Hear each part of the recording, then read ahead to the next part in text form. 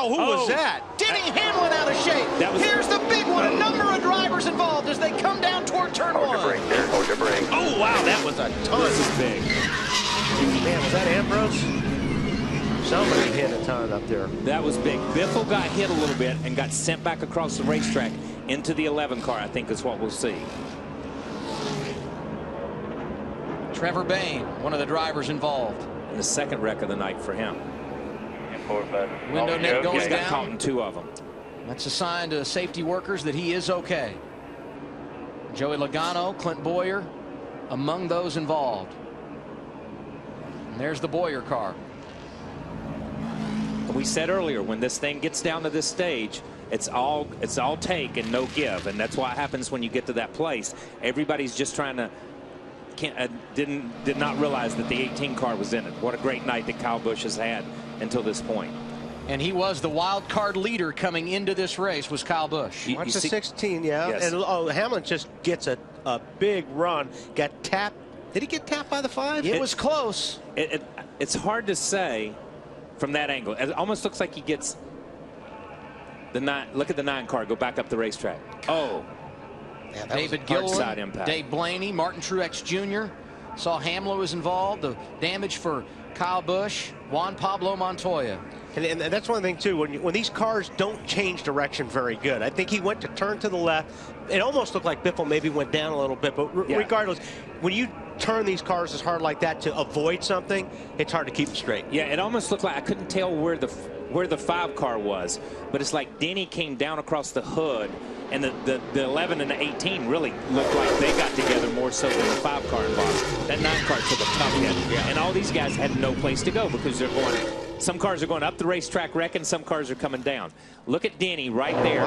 He changes lanes and he just barely clips the 18 and gets knocked into the 16. It almost looks like it's almost like a pinball kind of thing. Trevor Bayne took a pretty good shot too. He actually took 2 of them.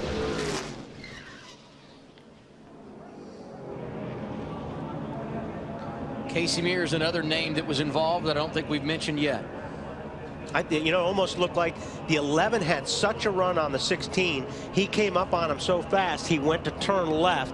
And when he turned left, that's when he lost control of it. Yeah, watch what kind of run he has. What's the 11? You don't see the 5 car, so the 11. See, they hook right there. Yeah. That was a great angle. Yeah. They angle and told the story. Casey had nothing to do with that. It says 11 changed lanes. The 18 was there, and they just barely hooked. Here, And Denny had a run. Denny had a run. He was coming. Outside of 3. Outside of 3. Easy. Come on down. Come on down. I'm going to take another one here. Those headrests are so great. I mean, they really are. The race shape was pretty good.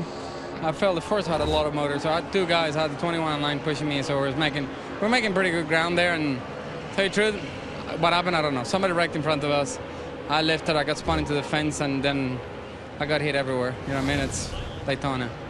The hits were too bad, except for the last one in the right side door. But proud of our FedEx office team. You know, it just it was one of those weekends where it's tough to going into the race with not much practice and things like that. But we put ourselves in a position to win, and just like there at the end, we were all jockeying for position. Ari gets taken off cars, and it looked like the 16.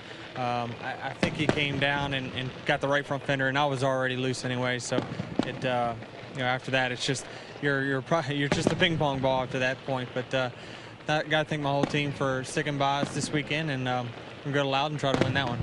You came into this race with back issues. Did you aggravate that in any of those incidents tonight, or are you now dealing with pain in other areas? Well, I was fine. I could have done without it, that's for sure. But I'll be 100% by next weekend for sure. As much strides as I take really every day in getting better. That I know once I get to Loudon next weekend, we'll be good to go. So just looking forward to getting to some of these racetracks where you can kind of control your own destiny.